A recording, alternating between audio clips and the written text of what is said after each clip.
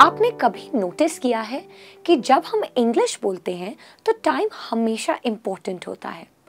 कोई भी एक्शन कब हो रही है, अभी, पहले या फ्यूचर में, ये हमें टेंस बताता है। चलिए एक छोटा सा एग्जाम्पल देखते हैं। मैं अभी खाना खा रहा हूं। I am eating now. मैंने कल खाना खाया था। आई एट yesterday। मैं कल खाना खाऊंगा। I will eat tomorrow.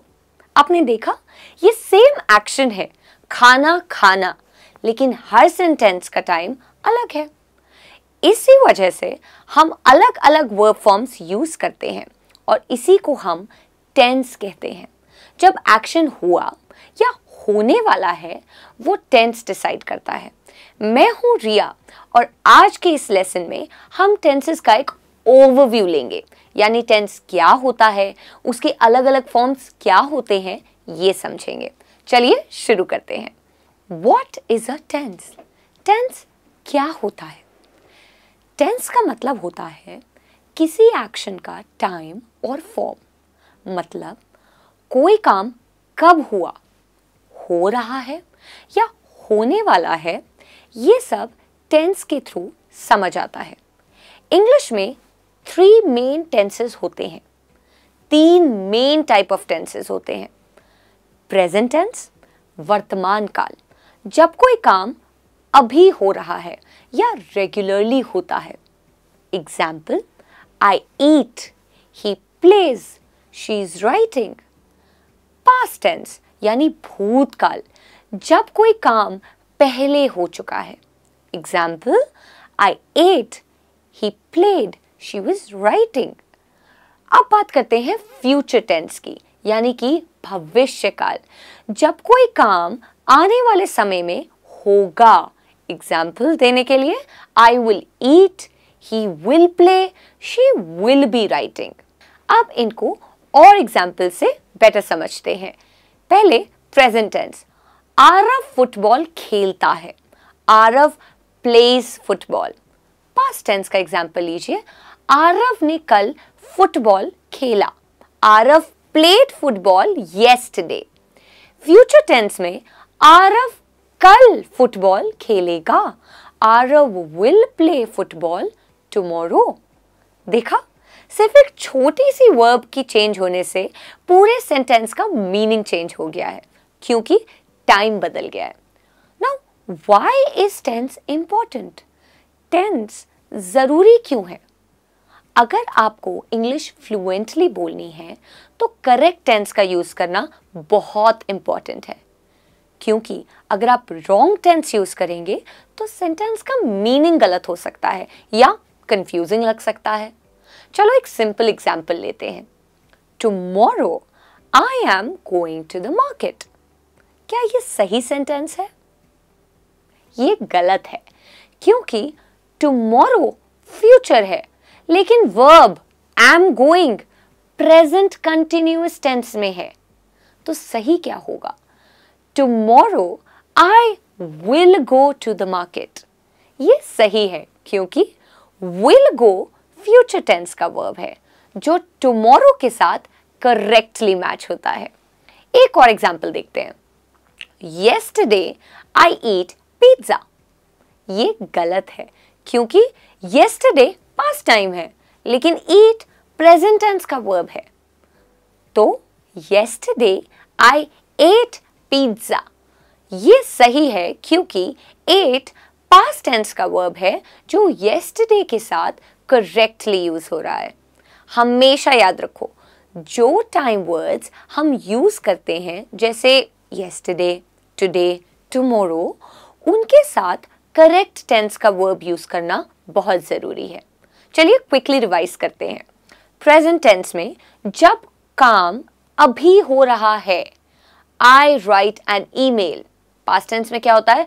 जब काम हो चुका है, आई रोट एन ईमेल।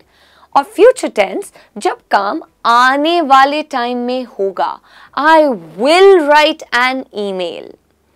ठीक है, तो अब तक हमने देखा कि टेंस का मतलब होता है किसी एक्शन का टाइम बताना, यानी काम अभी हो रहा है, पहले हो चुका है या फ्यूचर में होने वाला है। अब हम देखेंगे हर टेंस के भी अलग अलग टाइप्स होते हैं। 3 मेन टेंस हैं, प्रेजेंट, पास्ट और फ्यूचर, और इन 3 टेंस के 3 और दोस्त हैं, कंटिन्यूअस टेंस, परफेक्ट टेंस और perfect continuous tense. Simple tense तो आप जानते हैं, हमने पहले समझा है। सिंपल टेंस को इनडेफिनिट टेंस भी कहते हैं। शुरू करते हैं सिंपल टेंस से। प्रेजेंट टेंस, अमित फुटबॉल खेलता है। Amit pledge football.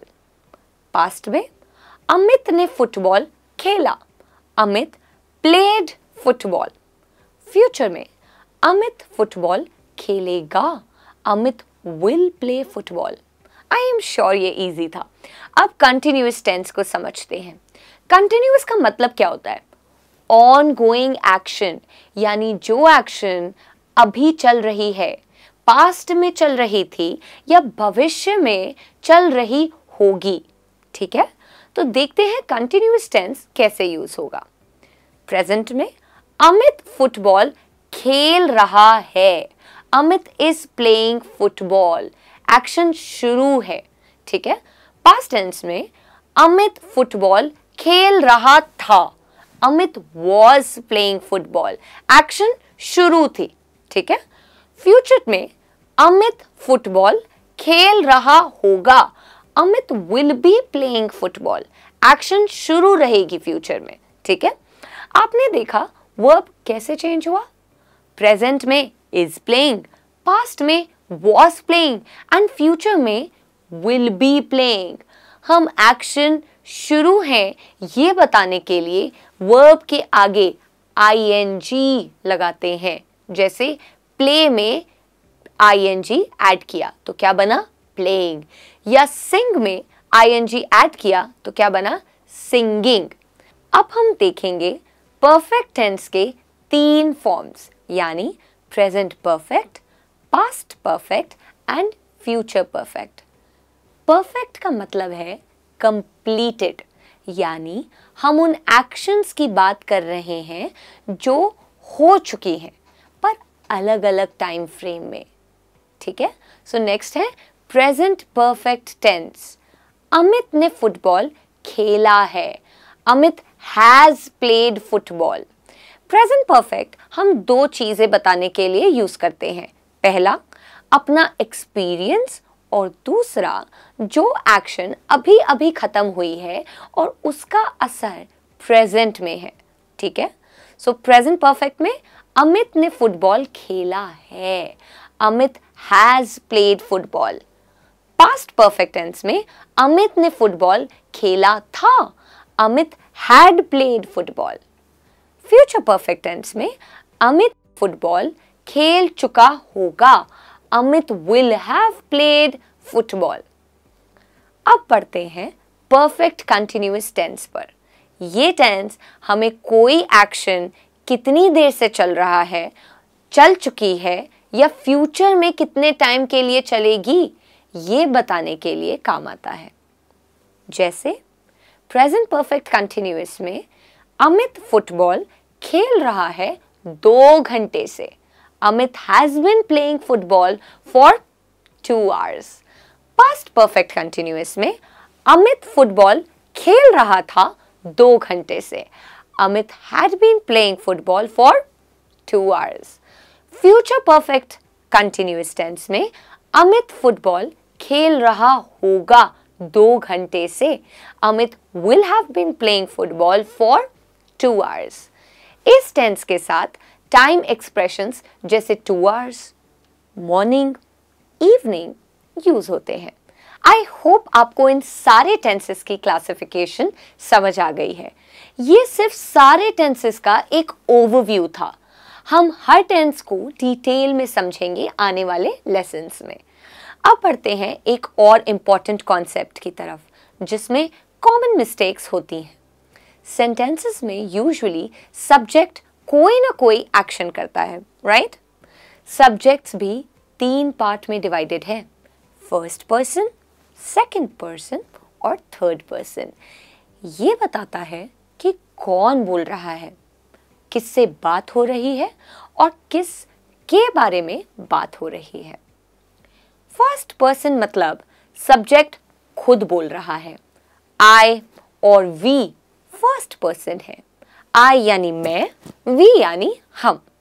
एग्जाम्पल लेते हैं एक, आई गो, वी गो, मैं जाता हूं, हम जाते हैं। ठीक है। सेकेंड पर्सन यानी जिस से बात हो रही है। यू सेकेंड पर्सन है यानी तुम या आप। एग्जाम्पल देखते हैं, यू गो, तुम जाते हो। ठीक है। थर्ड पर्सन मतलब जिसके बारे में बात हो रही है, जैसे he, she, it, they. Example, he goes, they go, वो जाता है, वो लोग जाते हैं।